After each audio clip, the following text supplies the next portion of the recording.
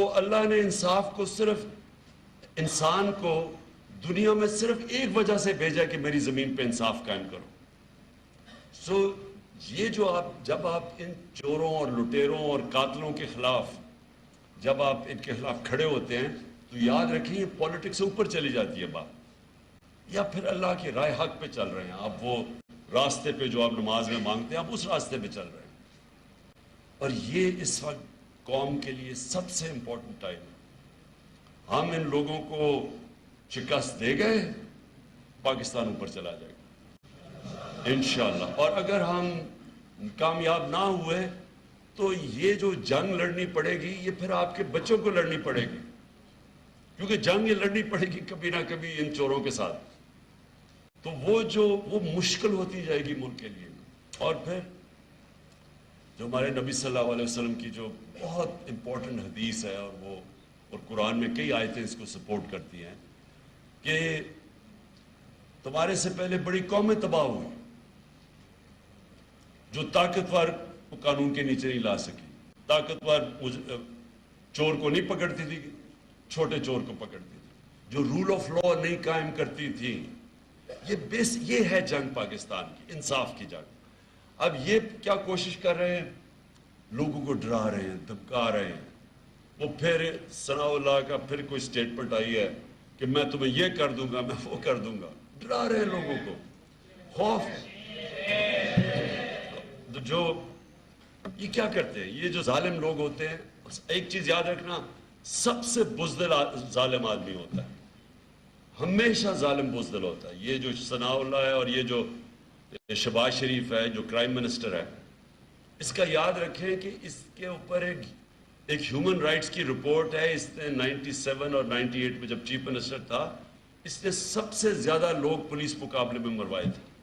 ایک عابد باکسر ہے, اس نے ٹی وی پہ آ کے اسٹیٹمنٹ دیا کہ اس نے کیسے اس کے ذریعے لوگ مروائے تھے.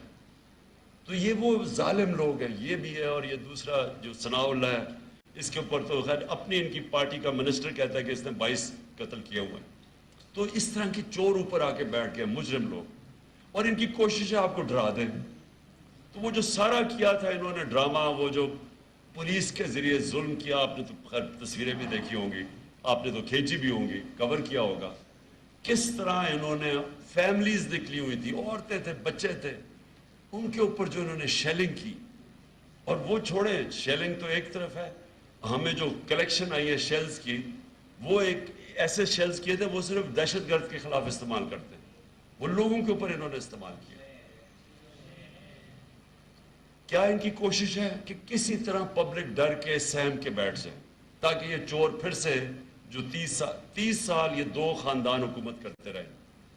یاد رکھیں پاکستان کے 62 سالوں کے اندر 30 سال فوج نے حکومت کی ہے اور 30 سال ان دو خاندانوں نے کی ہے.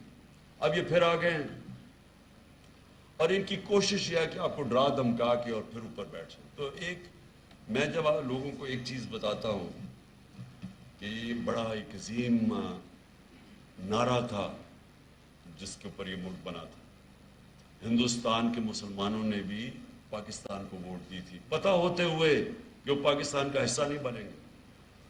تو وہ جو نعرہ تھا نا کہ پاکستان کا مطلب کیا, لا الہ الا اللہ, لا الہ الا اللہ, آپ یاد رکھیں وہ صرف یہ نہیں کہ آپ مٹی کے بت کی پوجا نہ کریں, یہ سب بت ہیں. یہ خوف کا بت سب سے بڑا بت ہے, پیسے کا بت ہے کہ جی, اور خوف کے بت کی بھی کہ جی میں ذلیل نہ ہو جاؤں, مجھے کوئی مار نہ دے, مجھے کوئی میری رسک نہ لے لے, میری نوکری نہ چلی جائے. اسی لیے اللہ نے یہ 3 چیزیں اپنے ہاتھ پہ رکھی ہیں, زندگی موت بھی اس کے ہاتھ میں ہے, عزت ذلت بھی اور رزق بھی. اس لیے اس نے رکھی ہے کہ آپ کے خوف دور کرنے کے لیے. اور قرآن کی آیت ہے, جو لوگ ایمان لے آئے میں ان کے خوف دور کر دیتا ہوں.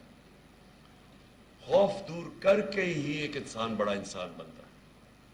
کسی نے دنیا میں بڑا کام نہیں کیا جس نے اپنے خوف کے اوپر قابو نہیں پایا, کسی نے نہیں کیا. آج تک میں کوئی کھلاڑی, اتنی دیر میں کرکٹ کھیلتا تھا, میں نے کوئی بڑا کھلاڑی نہیں دیکھا جو گیند لگنے سے ڈرتا تھا, جو ہارنے سے ڈرتا تھا, بولر مارک, کبھی کوئی اس نے بڑا کام نہیں کیا, اب اوپر نہیں گیا. تو اس لیے یہ یاد رکھیں کہ یہ جو قومیں غلام ہوتی ہیں 4,000 انگریزوں نے 40 کروڑ ہندوستان کے اوپر حکومت کی تھی. 4,000 انگریز تھے.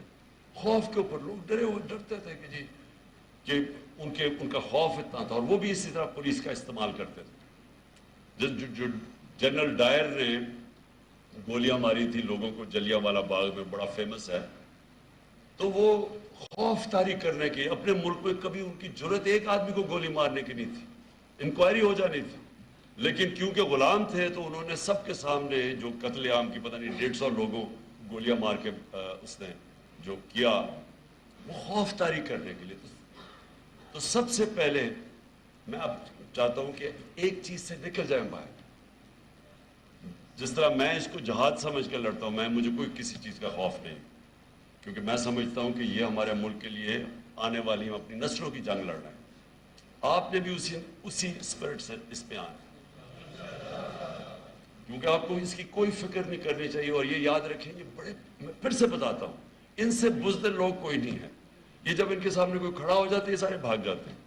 تو انشاءاللہ آج سپریم کورٹ کے اندر ہمارا کیس لگا ہوا ہے. ہم سپریم کورٹ سے پہلے پوری ان سے پروٹیکشن چاہ رہے ہیں کہ کیا ہمارے پاکستانیوں کا فنڈامنٹل رائٹ ہے کہ پرامن احتجاج کریں.